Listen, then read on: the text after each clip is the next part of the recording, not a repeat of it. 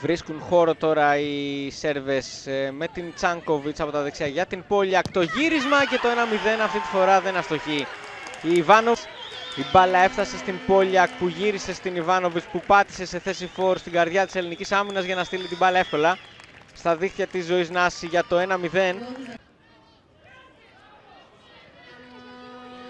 Ας δούμε την επίθεση της Σερβίας από τα δεξιά και πάλι η μπαλιά για την Πόλιακ. Στην πλάτη της Παλαμά η σέντρα στο δεύτερο δοκάρι, δοκάρι από την Ιβάνοβιτς. Η Νταμιάνοβιτς 2-0.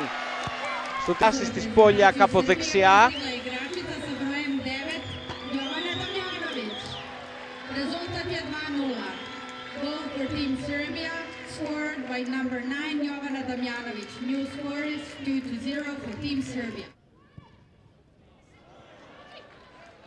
Η Νταμιάνοβιτς πέρασε η κάθετη πάσα εντός περιοχής στο γύρισμα και το 3-0 με το δεύτερο γκολ της Ιβάνοβιτς. Ήταν εξαιρετική η κάθετη πάσα στην κίνηση της Νταμιάνοβιτς στην ελληνική περιοχή. Μπήκε, σήκωσε κεφάλι χωρίς να μαρκάρεται στενά. Είδε την κίνηση της Ιβάνοβιτς και πάλι σε θέση φόρ. Μεγάλη μπαλιά στην πλάτη της άμυνας, στην πλάτη της Δανάη Σιδηρά. Ωραίο τελείωμα από την Νταμιάνοβιτς για το 4-0 στο 52 με εξωτερικό φάλτσο.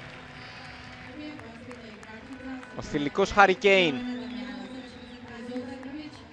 Πολύ ωραία μπαλιά στην πλάτη της ελληνικής άμυνας.